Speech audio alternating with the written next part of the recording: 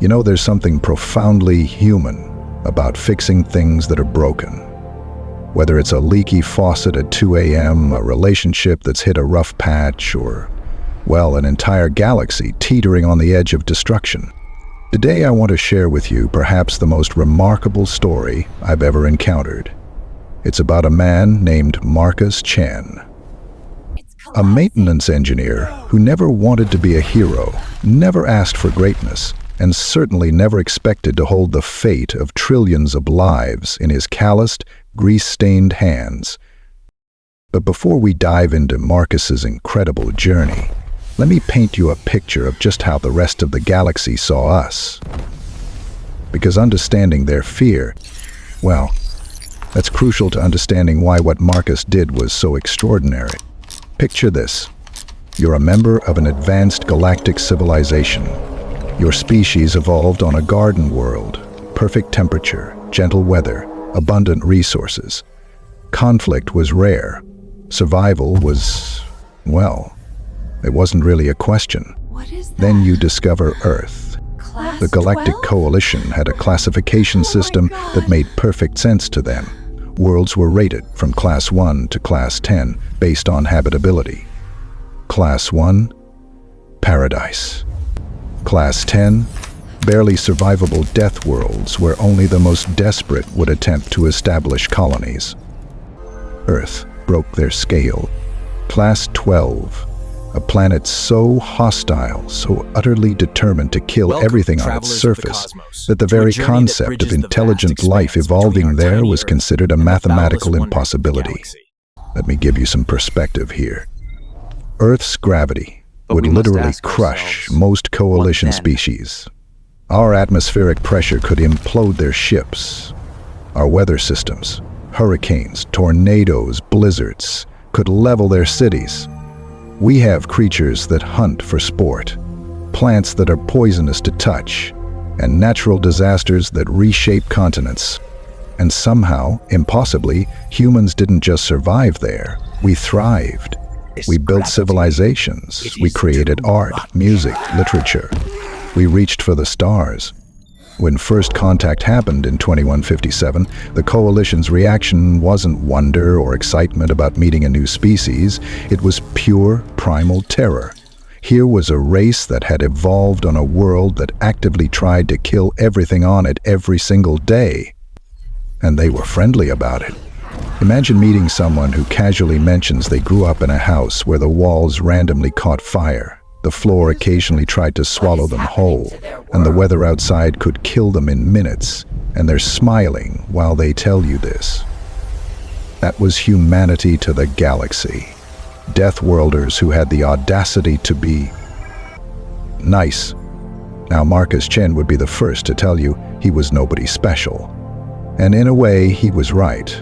Born in New Shanghai's underwater districts, raised by a single mother who worked double shifts at the atmospheric processing plant, Marcus learned early that if something was broken, you fixed it yourself. By 35, he was exactly what you'd expect from a third-generation maintenance engineer. Average height, about 5 feet 10. Average build, the kind of wiry strength that comes from years of crawling through maintenance shafts and wrestling with stubborn machinery. The kind of guy who'd rather solve problems with a wrench and some creative cursing than with his fists. He worked aboard the cargo vessel Steady Hand, a ship that had seen better decades. Marcus spent his days fixing atmospheric processors, patching hull breaches, and complaining about the coffee, which, according to him, could strip paint and probably violated several interstellar health codes. What Marcus didn't know, what none of us knew back then, was that average for a human was absolutely terrifying to everyone else in the galaxy. Class 12? You see, Marcus could work comfortably in gravity that would pin most aliens to the ground. He could breathe air that would poison other species. His basic problem-solving skills involved the kind of creative thinking the Coalition engineers spent years trying to learn. But Marcus, he just saw himself as a guy who fixed things.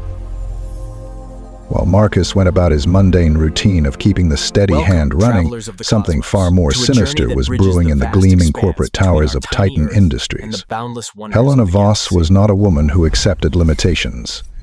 As CEO of one of humanity's largest interstellar corporations, she built her empire on the simple principle that everything and everyone had a price.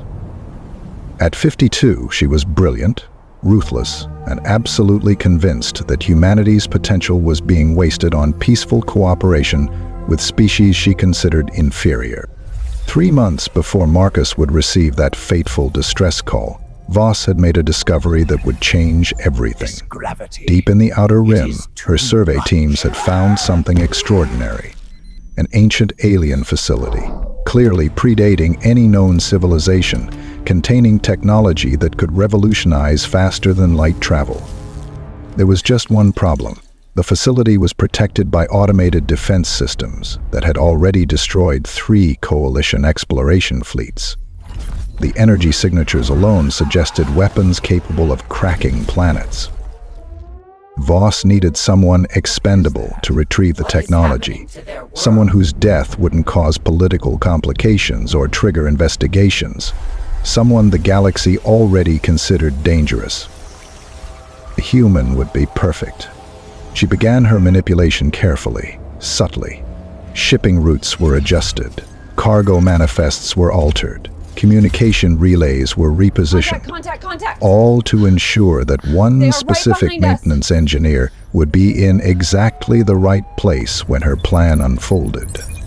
Marcus Chen had no idea he'd been marked for death by his own species. It started at 3:47 ship time on a Tuesday that Marcus would later describe as aggressively ordinary.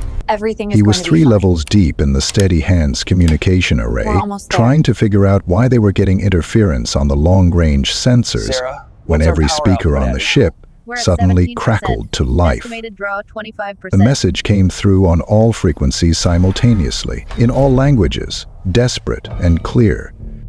"Help us. Please, they are coming. We cannot stop them. For 3 days we have broadcast this message. We do not know if anyone can hear us, but we must try. Our world dies. Our children die. If there is anyone out there who can help, please." Marcus dropped his tools. In 15 years of deep space work, he'd never heard anything like it. The translation was perfect. Not the usual choppy, context-missing translations they got from coalition broadcasts. This was embedded with quantum matrices, designed to be understood by any civilization capable of receiving it. The signal originated from the Kepler-42 system, nearly 50 light-years away. What made it impossible was that no known species in that region had the technology to broadcast across such distances. Captain Rodriguez found Marcus still staring at the communication console 20 minutes later. "You hear that, Cap?" Marcus asked. Rodriguez, a grizzled veteran who'd been running cargo ships since before first contact, nodded grimly. "Heard it. Been hearing it for the last hour. Signal's getting stronger. So what do we do?" Rodriguez looked at his maintenance engineer, this average human who just asked the most human question possible and made the decision that would change everything. We helped them set course for Kepler 442. What they found when they dropped out of FTO wasn't a rescue mission. It was an ambush. The Steady Hand emerged from hyperspace to find themselves surrounded by sleek corporate security vessels, their weapons already trained on the cargo ship's hull. At the center of the formation hung a massive command vessel bearing the Titan Industries logo. "This is Helena Voss. Captain Rodriguez, you will power down your weapons and prepare to be boarded. Mr. Chen, you're going to help us retrieve something very valuable. Refuse, and your crew dies." Marcus felt his blood turn to ice.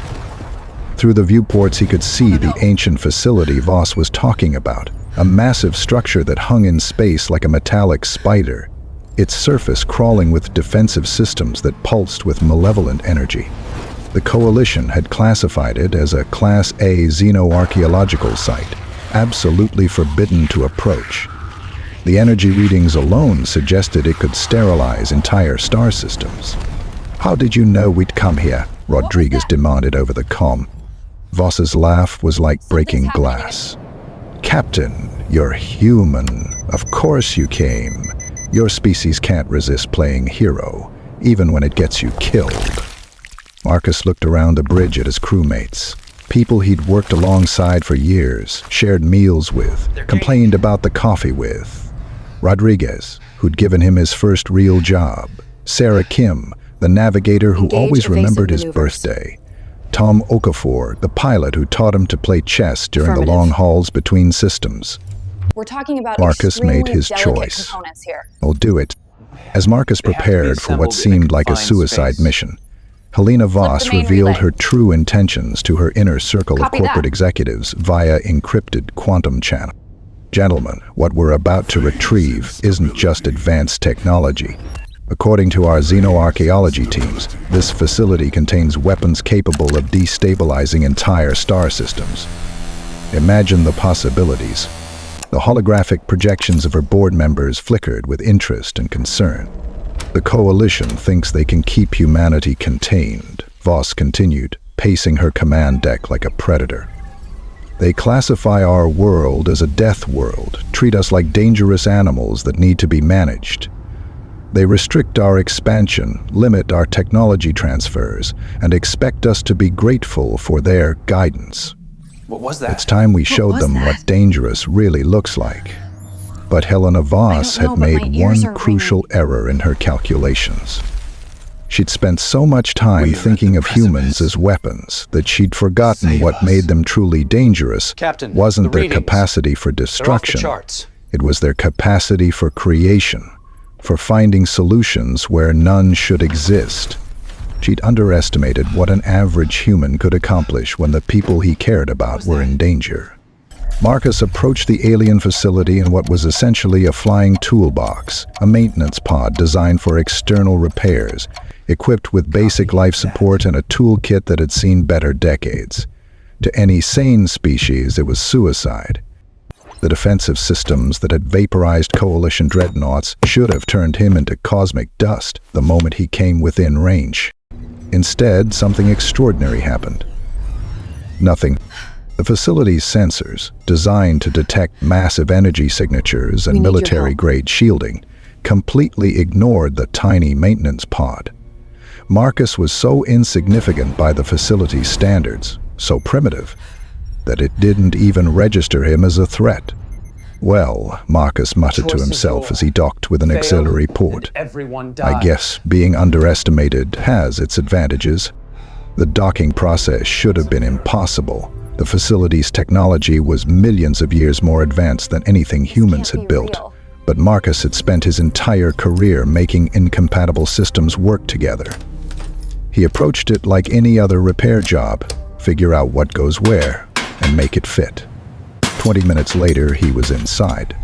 The interior of the facility was like nothing Marcus had ever seen. Crystalline corridors stretched in impossible directions, their surfaces pulsing with soft, bioluminescent light.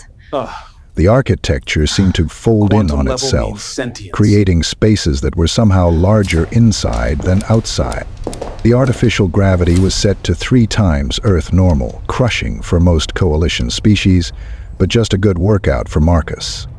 The atmosphere was a toxic mix of noble gases that would kill most galactic citizens in minutes, but his suit's basic filters handled it without complaint. As he made his way deeper into the facility, following maintenance conduits that seemed designed for beings roughly his size, Marcus began to understand what he was really looking at. This wasn't just a weapons cache, it was a tomb. The walls were covered with what could only be described as warnings, symbols and images that transcended language, showing the destruction that the facility's technology could unleash. Entire star systems reduced to debris, civilizations wiped from existence. The builders had created something so powerful it had destroyed them, and they built this facility as both a vault and a warning to anyone who might follow in their footsteps. Marcus paused at one particular image. A crystalline being not unlike the facility's architecture. reaching out toward a small, bipedal figure. The message was clear, even across millions of years. Choose wisely. At the facility's heart, Marcus found something that shouldn't have been possible. A chamber filled with quantum crystalline matrices that hummed with barely contained energy, and at its center, suspended in a field of pure light, was a being that had been waiting for millions of years. The Guardian, for that's what it called itself, was beautiful in an alien way. Its body was composed of the same crystalline material as the facility, but it moved with fluid grace, as if it were made of living light. Many have come, the Guardian spoke, not with words, but directly into Marcus's mind. Warriors seeking weapons, conquerors seeking power, scientists seeking knowledge to dominate others. All have failed the test. Marcus, exhausted from the journey and worried sick about his crew, gave the most human answer possible. I'm not here for weapons or power. I just want to save my friends and go home. The Guardian was silent for what felt like an eternity. Then, incredibly, it laughed. A sound like crystal chimes in a gentle breeze. A maintenance engineer. Of course, your species sends a maintenance engineer to claim the power of gods. The Guardian's test wasn't about strength or intelligence. Marcus had already proven he possessed both by reaching the facility's heart. The test was about character, about what someone would do with ultimate power. Your species fascinates me, Marcus Chen. I've studied your people since you first reached for the stars. You evolved on a world that tried to kill you every day, yet you chose cooperation over competition. You could have become the galaxy's greatest predators, but instead, you became its greatest protectors. The Guardian showed Marcus visions of humanity's history, not the sanitized version taught in schools, but the real story. The wars, yes, but also the peace treaties. The conflicts, but also the reconciliations. The mistakes, but also the constant effort to do better. We're not perfect, Marcus admitted, thinking about Helena Voss and her corporate greed, about the Coalition's fear and prejudice, about humanity's own struggles with its darker impulses. But we try to do better. We try to fix things. The Guardian's crystalline features somehow managed to convey a smile. That is why you passed the test, Marcus Chen. Not because you are perfect, but because you understand that perfection is not the goal. Growth is. Healing is. Making tomorrow better than today is. The technology the Guardian shared wasn't a weapon. It was something far more powerful and far more dangerous. It was understanding. In an instant, Marcus could perceive the quantum connections that bound all life together.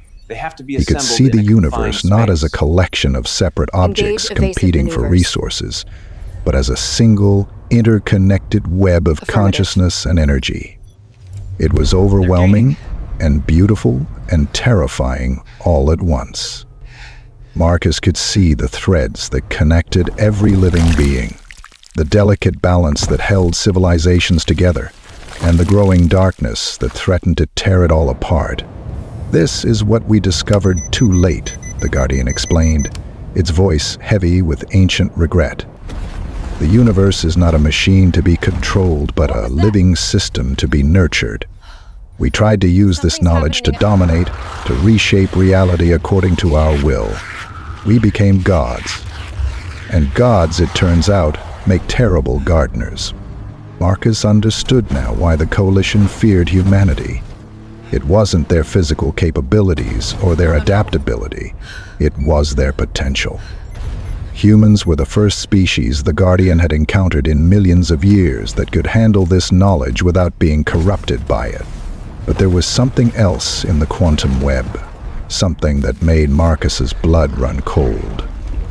The galaxy was dying. The constant wars, the exploitation of resources, the fear and mistrust between species had created a cascade effect that would destroy all life within a century. and Helena Voss's plan would accelerate that destruction exponentially. When Marcus returned to the docking bay, he found Helena Voss waiting for him with a full security detail. Her corporate soldiers had already boarded the Steady Hand and were holding his crew at gunpoint.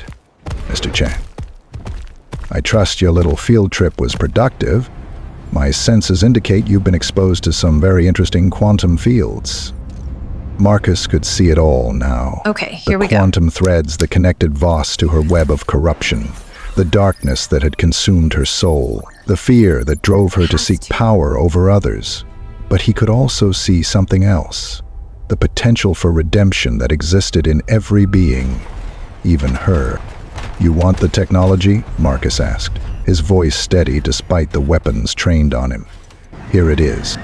He activated the quantum understanding the Guardian had shared with him, but not as a weapon. Instead, he opened the connections, allowing everyone in the system to see what he could see, the web of life that bound them all together. The effect was immediate and profound. Voss's security forces, suddenly able to perceive the quantum threads that connected all consciousness, saw the truth of what they'd been serving. They saw the corruption, the greed, the willingness to sacrifice innocent lives for profit. One by one, they lowered their weapons. You wanted to show the galaxy what dangerous looked like, Marcus said to Voss, who was staring in horror as her empire of fear crumbled around her. But you never understood what truly makes humans dangerous. It's not our capacity for violence. It's our refusal to accept that things can't be better. But Marcus's real test was yet to come.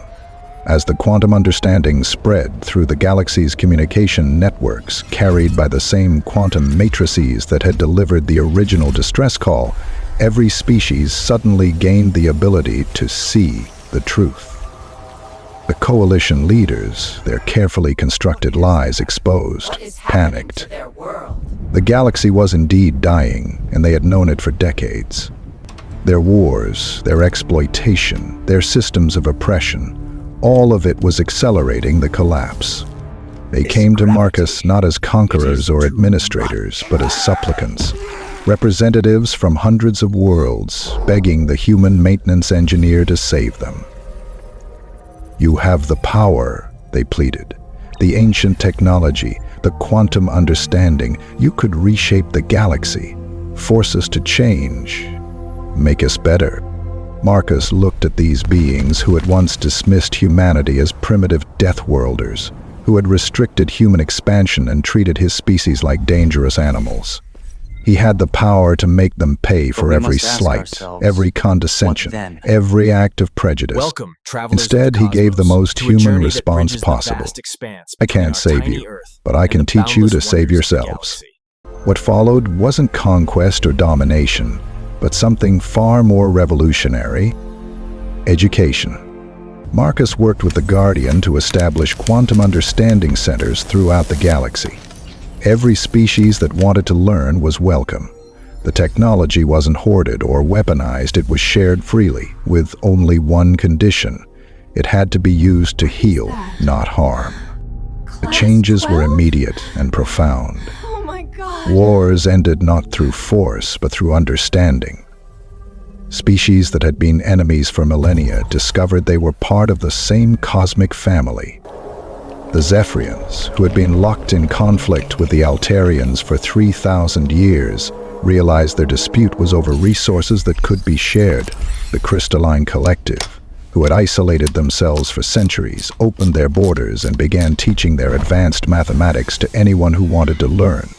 The galaxy began to heal, but perhaps the most remarkable change was in humanity itself.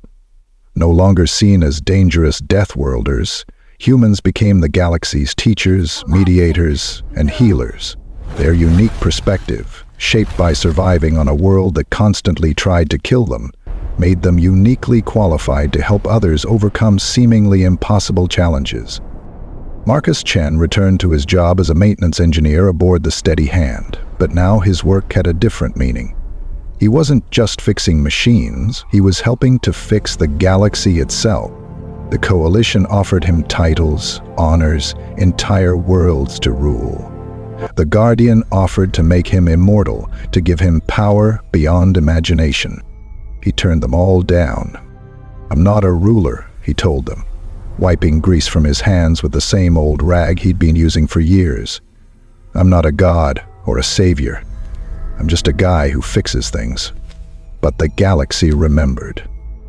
They remembered that when faced with ultimate power, humanity chose to share rather than dominate. They remembered that the species they'd feared as Deathworlders had become their salvation. Class-12? And they remembered Marcus Chen, Oh my God. not as a conqueror or a king, but as something far more powerful. A teacher who showed them that the most profound strength comes not from the ability to destroy, but from the wisdom to build. Today, 15 years after that fateful distress call, Marcus is still fixing things.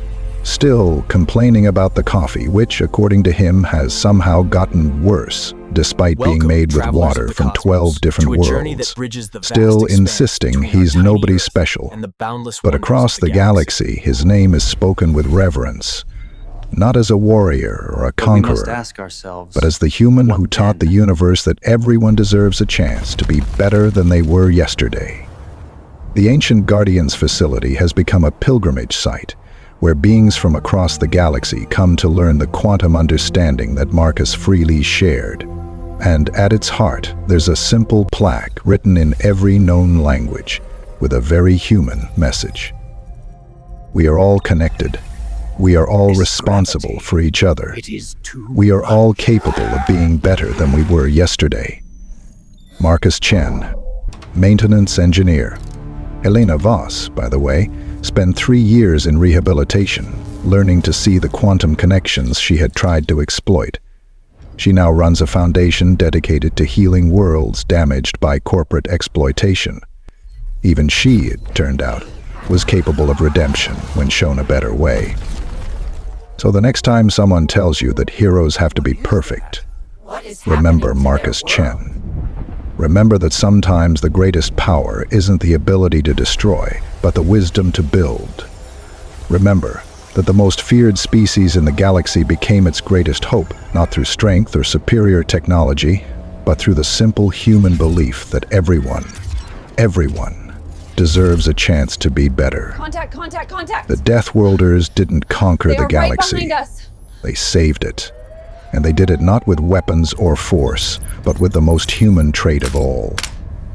The unshakable belief that tomorrow can be better than today. I will not And that fail. sometimes the best way to fix something is to teach others how to fix it themselves. You know, as I've gotten Everything is older, going to be fine. and I'm speaking to those of you in your 30s and 40s who might be listening to almost this there. during your commute or while you're fixing something around the house or just trying to unwind after a long day, We're at I've come to 17%. realize that we're all Marcus Chen 25%. in our own ways. We're all just trying to fix things, our relationships, our communities, our world. We're all maintenance engineers in the cosmic sense, working with the tools we have, doing our best to make things a little Adaptive better than pattern we found them. detected. And maybe that's enough. Maybe that's everything. Thank you for joining me on this journey through the stars. If Marcus's story resonated with you, I'd love to hear about it in the comments below. Here's what I want you to think about, and please share your thoughts in the comments. First question. Marcus had ultimate power and chose to teach rather than rule. In your own life, when have you had the opportunity to lift others up instead of just advancing yourself? How did that choice change you? Second, Okay, the here we go. story suggests that being underestimated can be an advantage. As someone in your 30s or 40s, you've probably experienced this. Tell me about a time when someone underestimated you and how you used that to your advantage. Third, Marcus saw his role as a maintenance engineer for the galaxy. What are you maintaining or fixing in your corner of the world? Your family, your community, your workplace? I'd love to hear about the quiet no heroism mindless happening in pack. your daily life. And here's something I power really want to sequence. know. Do you think humanity's greatest strength really is our ability to find hope in hopeless situations? We've all been through challenges, especially those of us who've lived a few decades, and we've all had to find ways to keep going when things seemed impossible. Share your story. What's your maintenance engineer moment? When did you have to fix something that seemed unfixable? If this story gave you something to think about during your day, hit that like button. It really does help other people discover these stories. And honestly, knowing that these tales of human resilience are reaching people who need to hear them, well, that makes all the research and writing worthwhile. Subscribe if you haven't already. I release new audiobook-style stories every week, always focusing on what makes humanity special in the vast cosmos. And ring that notification bell, because YouTube's algorithm is about as predictable as a maintenance job on an alien space station. You know what? Whether you're listening to this while commuting to a job that doesn't appreciate you, or while working on a project that seems impossible, or just trying to unwind after dealing with life's daily challenges, remember Marcus Chen. Remember that the most ordinary among us are capable of extraordinary things. We're all Deathworlders.